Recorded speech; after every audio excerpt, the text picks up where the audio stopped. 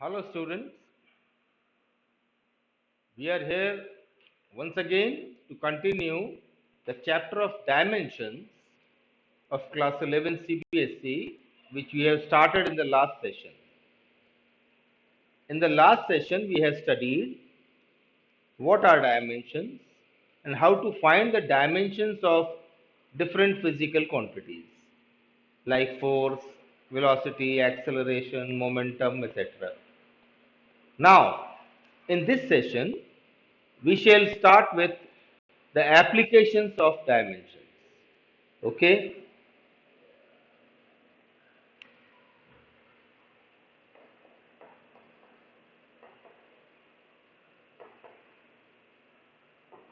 applications of dimensions.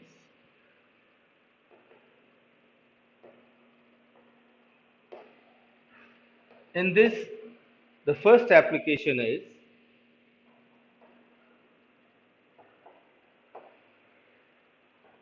checking the correctness of an equation.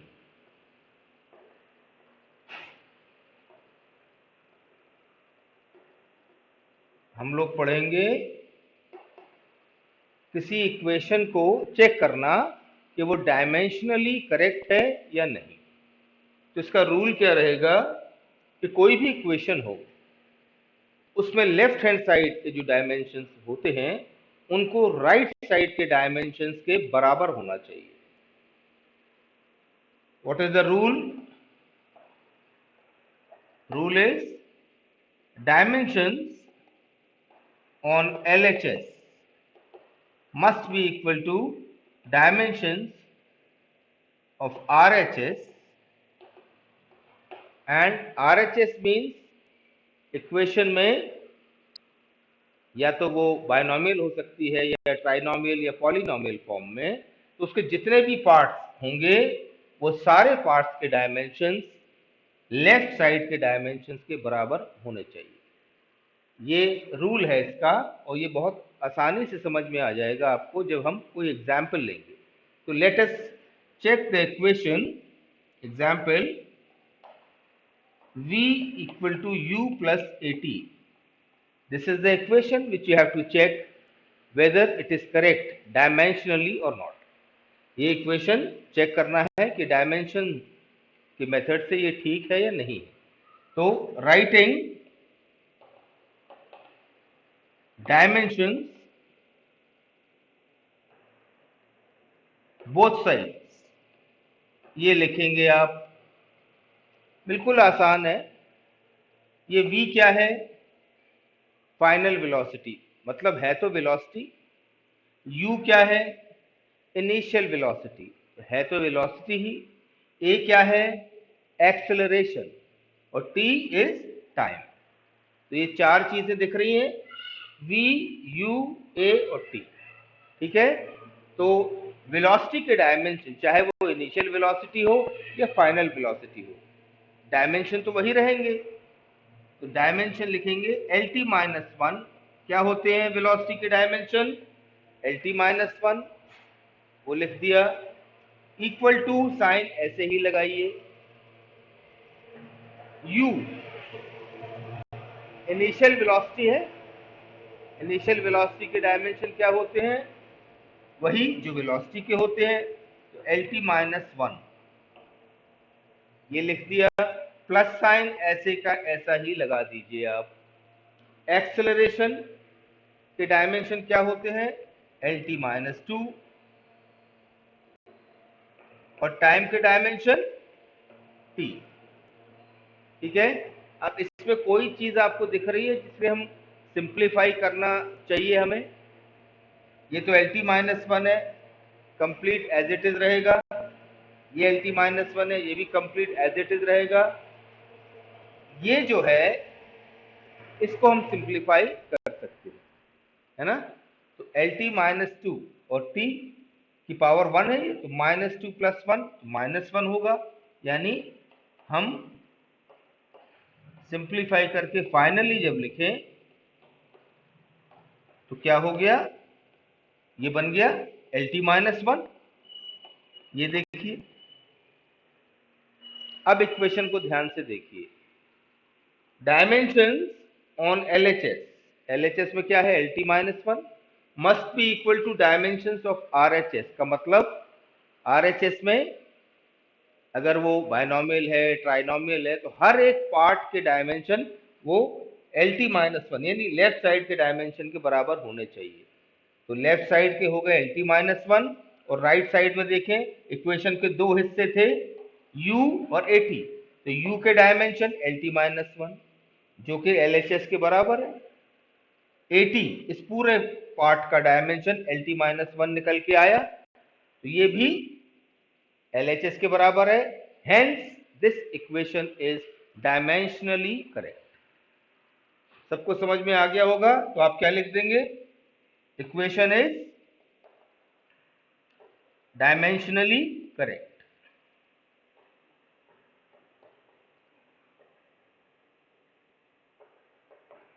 ये आपका question हो गया।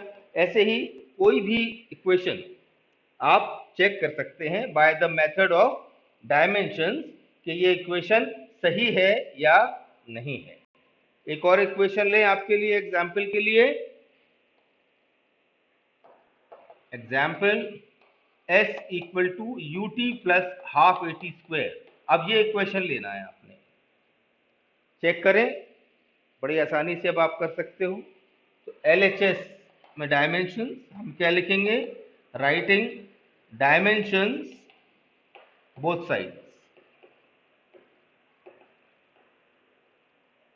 एस क्या बताता है, एस एक डिस्टेंस है ना। ये कौन सी इक्वेशन है, जो क्लास 9th में आपने पढ़ी थी। तो डिस्टेंस बताता है एस, सिंबल एस, तो डिस्टेंस का मतलब वो लेंथ की तरह का क्वांटिटी हो गया, तो इसके डायमेंशन एल होने चाहिए। इक्वल टू साइन ऐसे लगा देंगे। ये यू टी, ये पूरा पार्ट जो है इसके डायमेंशन लिखना है, तो यू क्या है, वेलोसिटी, तो इसके डायमेंशन होते हैं L T minus one. T time है, उसके टी लिख दीजिए, correct, plus sign as it is आप लगा दीजिए। हाफ ए टी स्क्वायर, इस पूरे पार्ट के डायमेंशन लिखना है।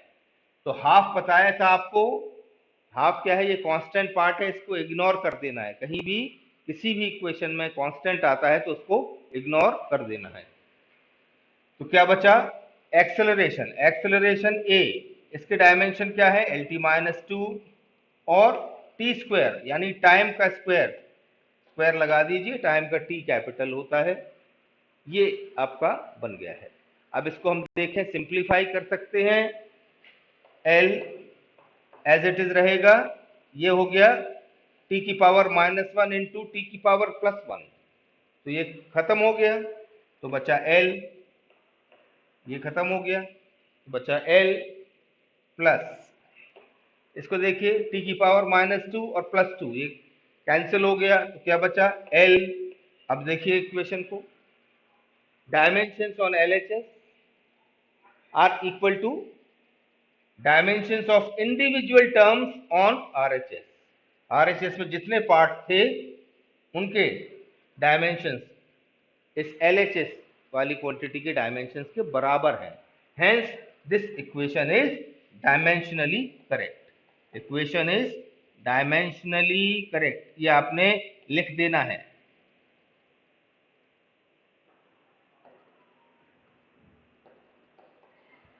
हो गया। अगर किसी इक्वेशन में एलएचएस के डायमेंशन कहीं भी राइट साइड आरएचएस के डायमेंशन के बराबर नहीं होते हैं, तो वो इक्वेशन डायमेंशनली करेक्ट नहीं होगी।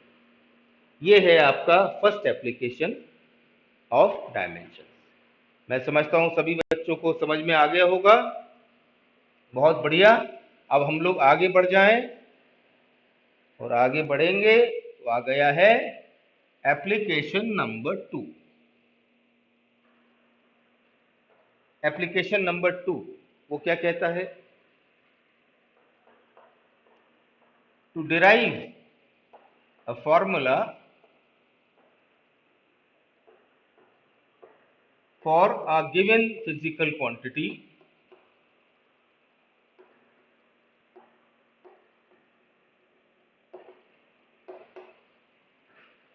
Under given condition,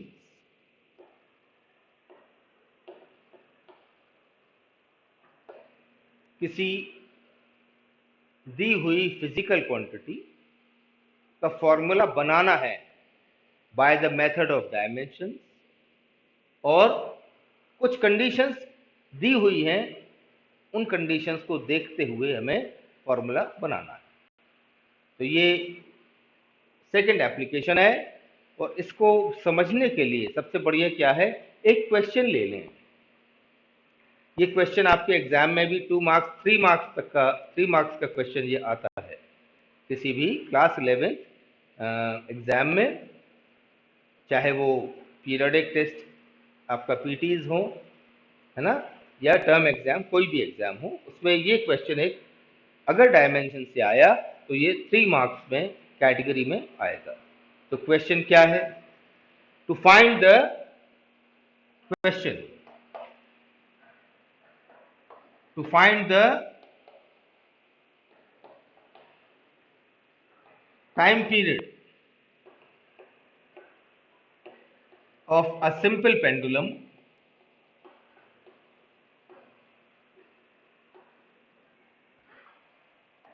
using method of dimensions,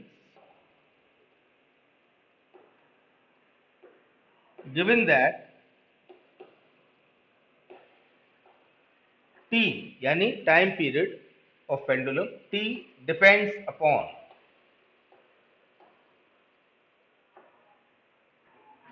ये बताया था ना अंडर गिवन कंडीशन, तो ये कंडीशन इस क्वेश्चन में दी रहेंगी। ये कंडीशन क्या है, पहला mass of the bob, time period t कह रहा है, किसके ऊपर डिपेंड करता है, mass of the bob. Second, length of string, धागे की लंबाई, mass of the bob m, length of the string l, और तीसरी चीज है एक्सेलरेशन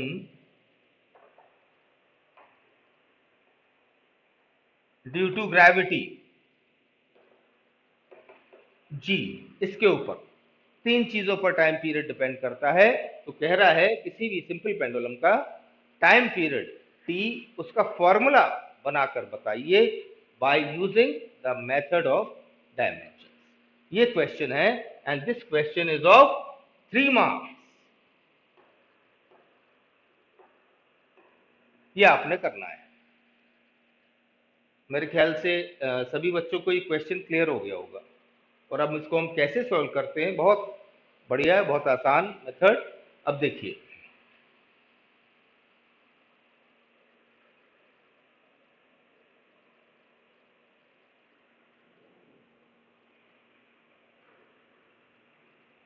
सॉल्यूशन,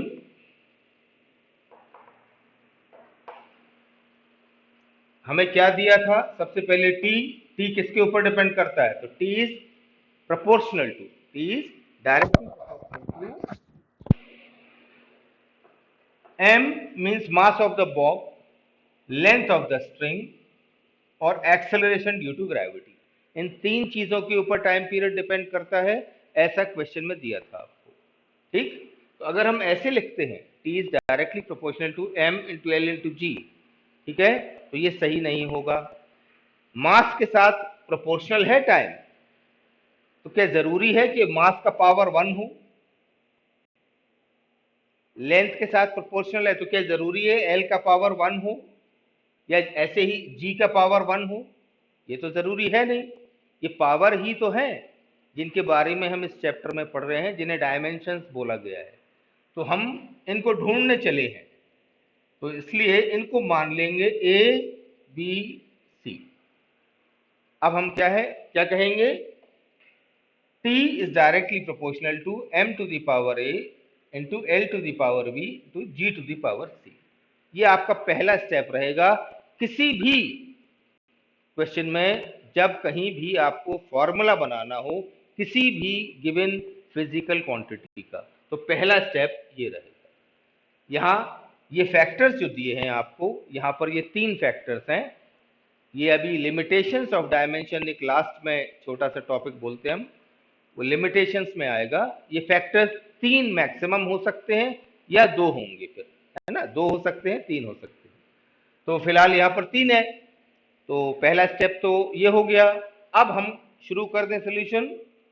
तो t और ये प्रोपोर्शनैलिटी का साइन हटाएंगे, तो t इक्वल टू एक कांस्टेंट k आएगा, m to the power a, l to the power b, g to the power c, as it is लिख दीजिए आप। इसके बाद स्टेप लिखना है आपने, राइटिंग डायमेंशन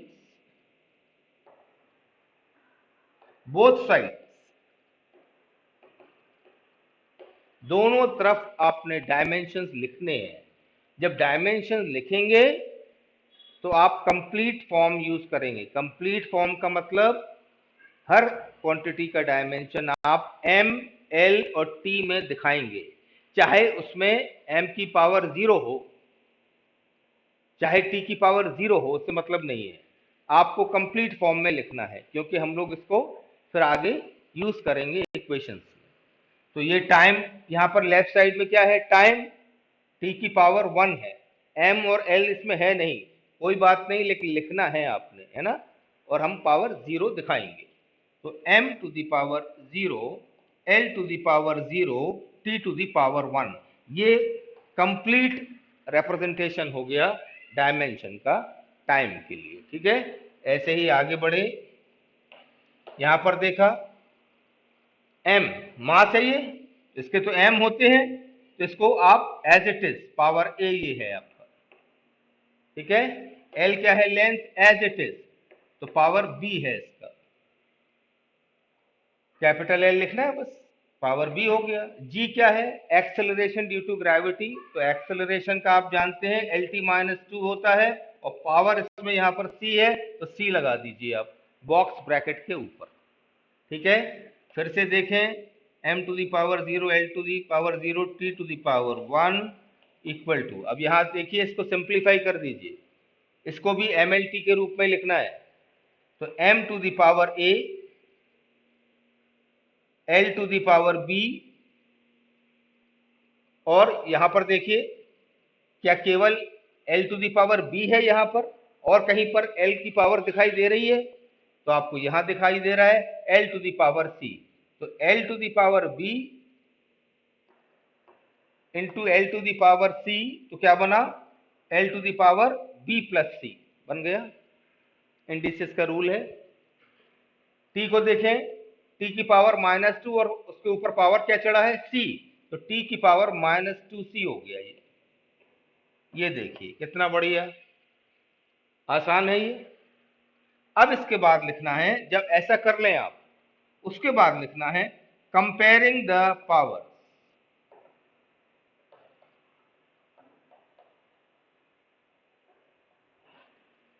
ठीक, comparing the powers both side. ठीक है, m को m के साथ कंपेयर करो। जैसे ही कंपेयर करेंगे तो आपको ये वेरिएबल्स जो a b c लिखे हैं, इनकी वैल्यूज या तो डायरेक्टली मिल जाएंगी या कोई इक्वेशन बन जाएगी। तो m को m से कंपेयर किया तो a इक्वल टू 0 डायरेक्ट हमें दिखाई दे रहा है। l को l से कंपेयर करो तो एक equation b plus c equal to 0 आ गई है। इससे हमें सीधा सीधा मिल गया b इक्वल टू -c, मिल गया। आगे बढ़े, t को t से कंपेयर करो, क्या दिखाई दे रहा है, तो -2c इक्वल टू 1, तो c इक्वल टू -हाफ, हमें वैल्यू मिल गई c की। जब c हमें -हाफ मिल गया तो इसको इसमें रख दो, तो b भी मिल जाएगा। तो b equal to minus of -half, c कितना है, -हाफ है ना, तो b बन गया +हाफ। ये देखिए अब इससे क्या हुआ, हमें ये सारे वैल्यू मिल गए। Therefore a equal to 0, b equal to +half और c इक्वल टू -हाफ। ये हमें तीनों वैल्यूज मिल गई।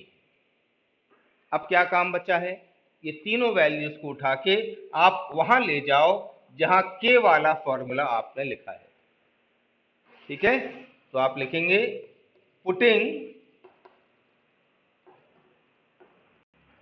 these values above, आप ये लिखेंगे therefore, तो t क्या बना,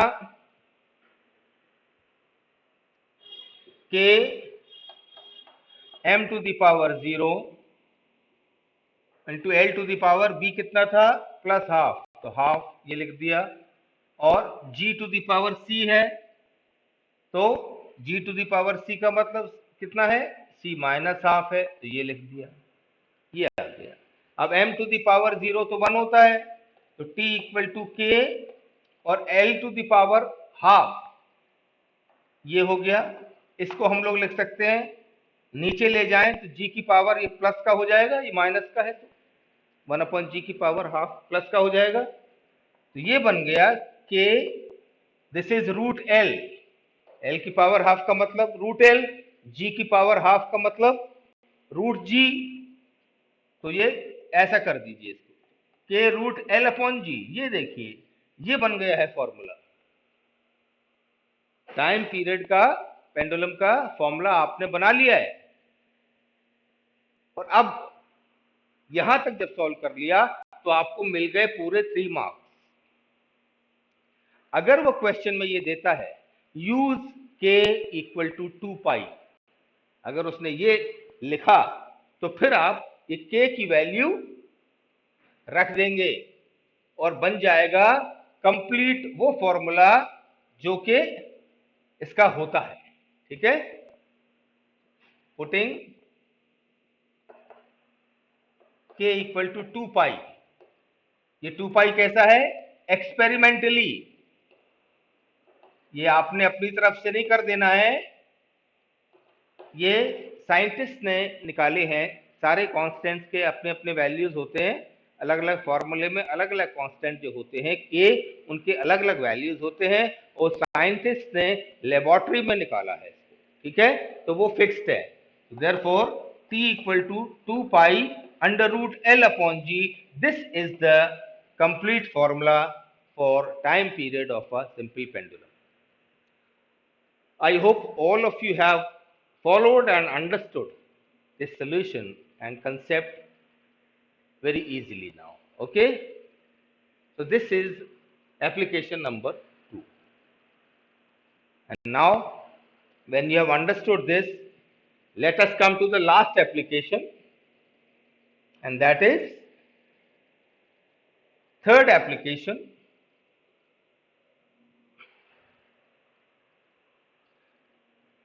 जो कहता है conversion of one system of units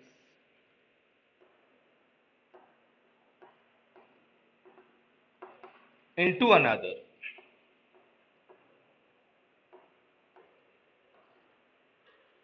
इसका मतलब क्या होता है भाई, आपने कहा जैसे 36 kilometre per our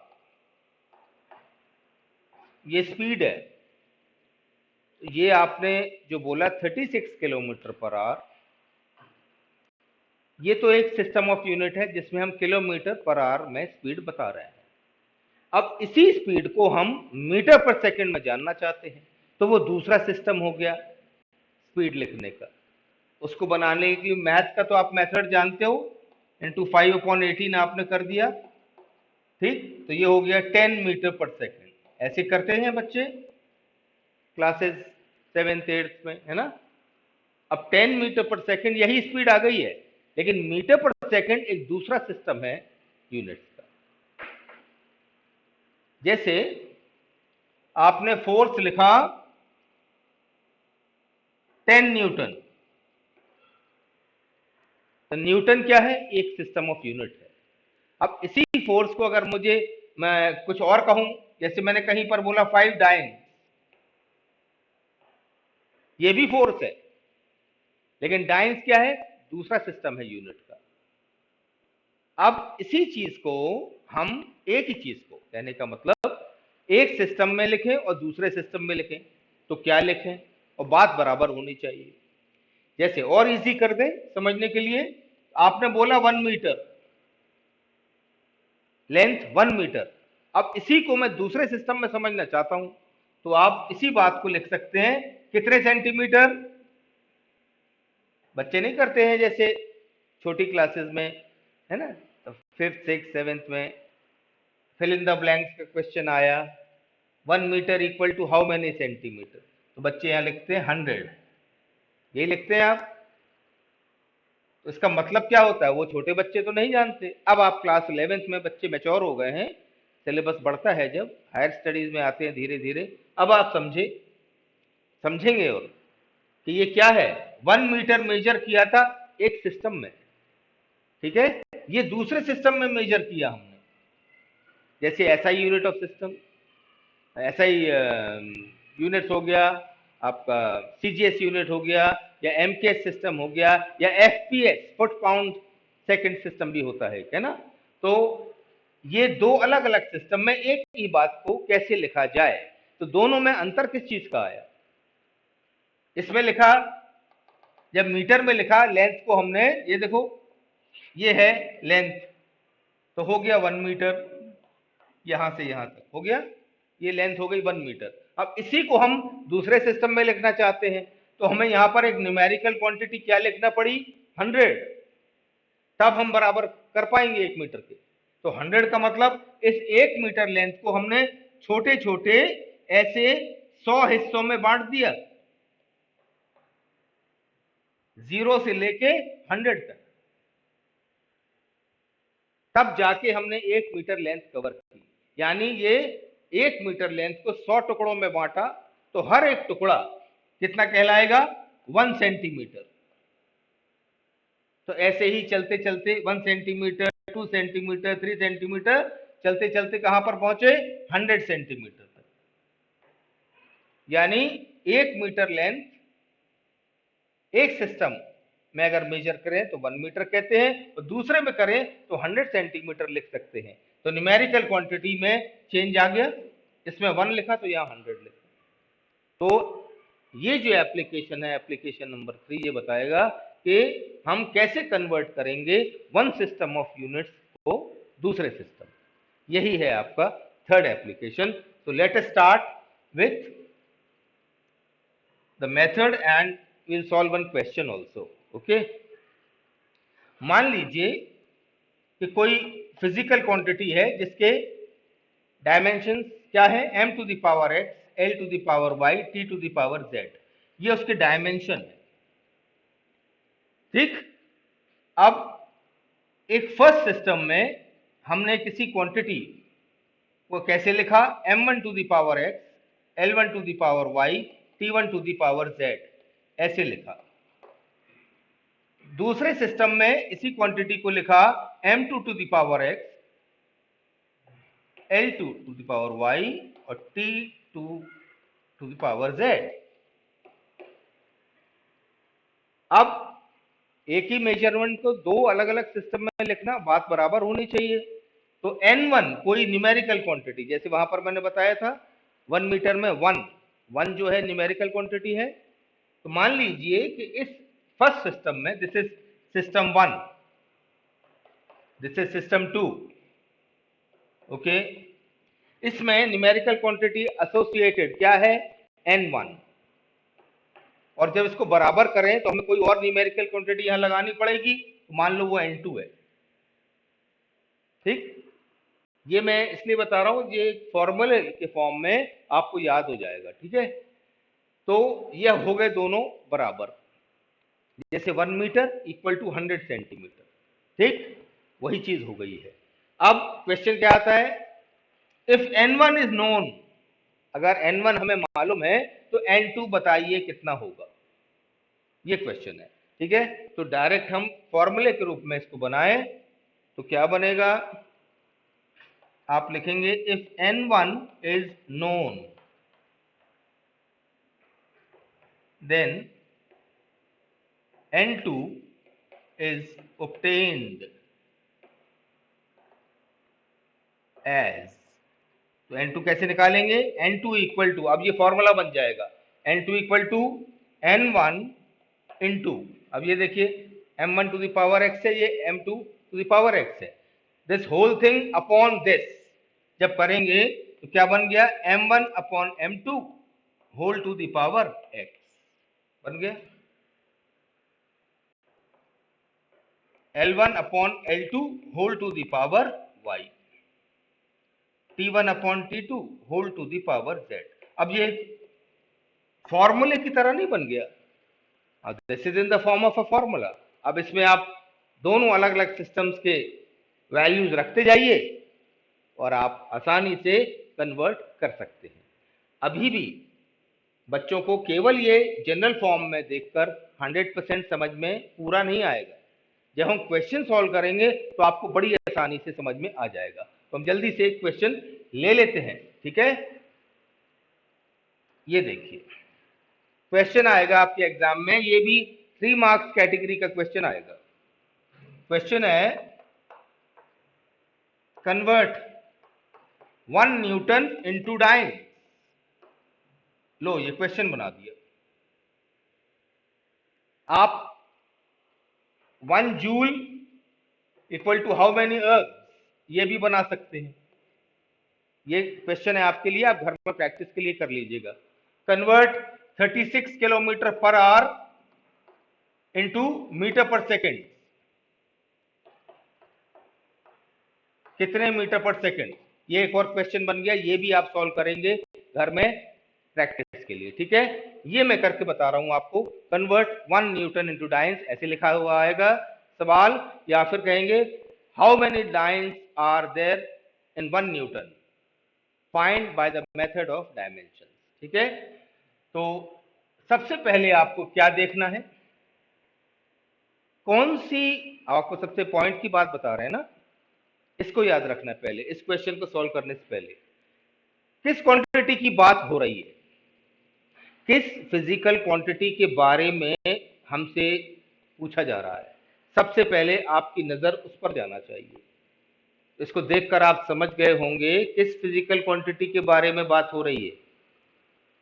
Newton, dine, ये सब कहां आता है, किस फिजिकल क्वांटिटी में आता है? या फोर्स, फोर्स है। तो फिजिकल क्वांटिटी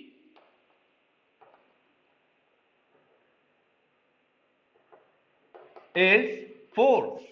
ये dimension of force F R, MLT-2 मैंने कल उस दिन बताया था उस वाले सेशन में, ये सबसे कॉमन रहते हैं, बच्चों को याद रहते हैं।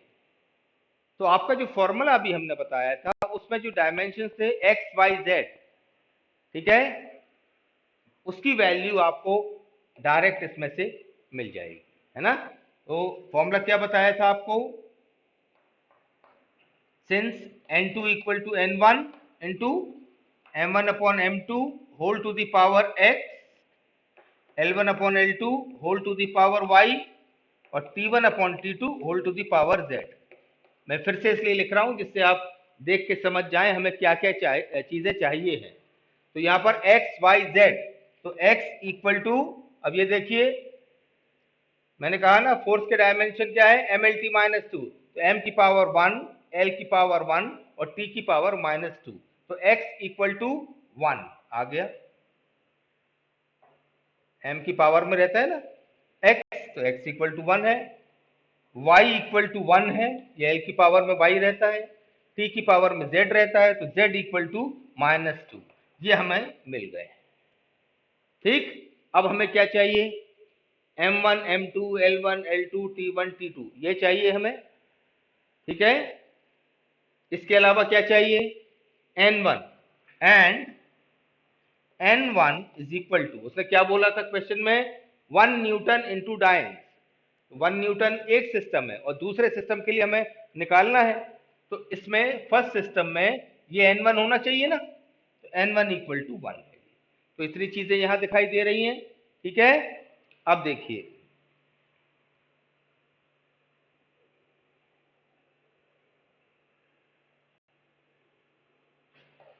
दो सिस्टम कौन से हैं?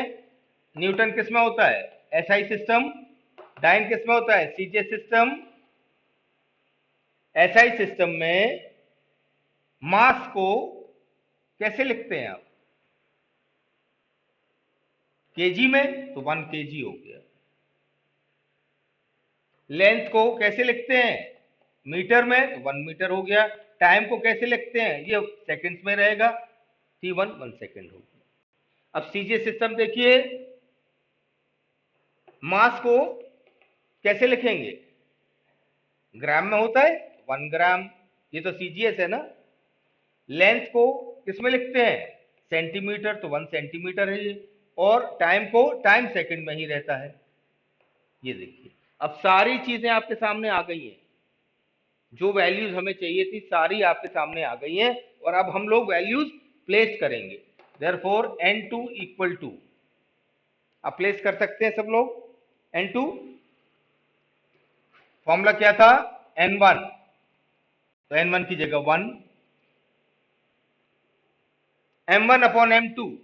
अब देखिए m1 क्या है? 1 kg। या मैं आपके सामने फॉर्मूला फिर से लिख दूं, नहीं तो आप कंफ्यूज हो जाएंगे।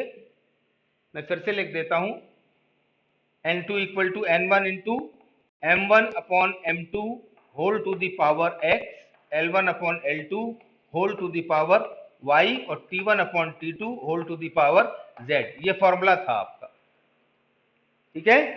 और अब आप वैल्यू लिखिए, n2 equal to 1 into m1 कितना है?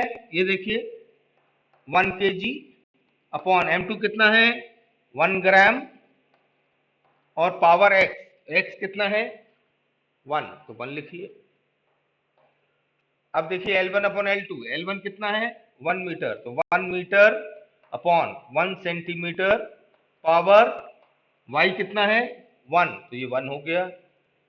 T1 T2 कितने हैं? 1 सेकेंड अपॉन 1 सेकेंड, पावर -2।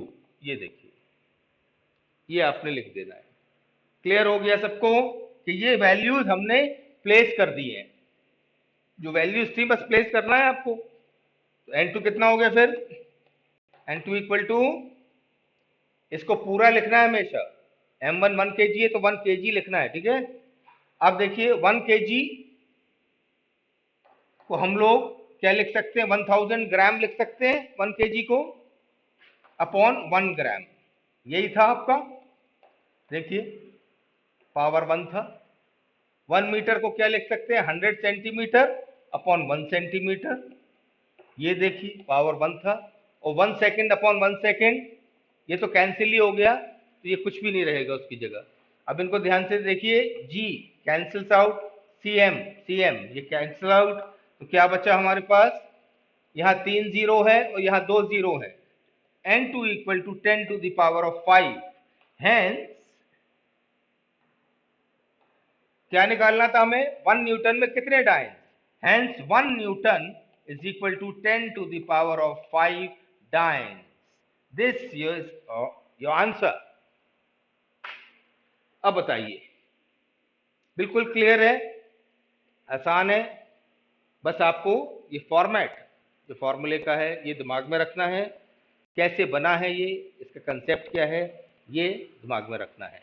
हमें केवल एक सिस्टम से दूसरे सिस्टम में लिखना है उसी चीज़ को। जो जो हमें वेरिएबल्स हैं उनकी वैल्यूज प्लेस करना है बस, और सिंप्लीफाई करना है, and you will get the answer. So this is application number 3. With this we complete all the topics which are related to the chapter of dimensions. And I hope you all have understood and enjoyed the class. Physics is a subject which carries lot of technicality. अपने साथ में एक technicality carry करके चलता है। Physics बहुत interesting है, और एक बार आप इसको समझना शुरू कर दें आपको बहुत ही ज़्यादा मज़ा आएगा। और मेरे साथ आप जुड़े रहेंगे, आपको कितने भी डिफ़िकल्ट कंसेप्ट्स हैं उनको बहुत ही आसानी के साथ मैं यहाँ पर बोर्ड पर सिंप्लीफाई करके बताऊँगा। So students, I hope the very best and you will work hard, and your homework is that you solve at least 10 to 15 questions based on these applications. जैसे मैंने बताया था लास्ट सेशन में, dimensions पूरा complete करने पर हमें कम से कम 40-50 न्यूमेरिकल्स आपकी कॉपी में नीट एंड क्लीन बिल्कुल अपने हाथ से सॉल्व किए हुए आप रखिए, समझ जाइए कि आपको मास्टरी हो गई है डायमेंशंस के ऊपर. So thank you students, thank you so much, and study hard, concentrate, and definitely you will achieve success in your life. See you then in the next session. Bye.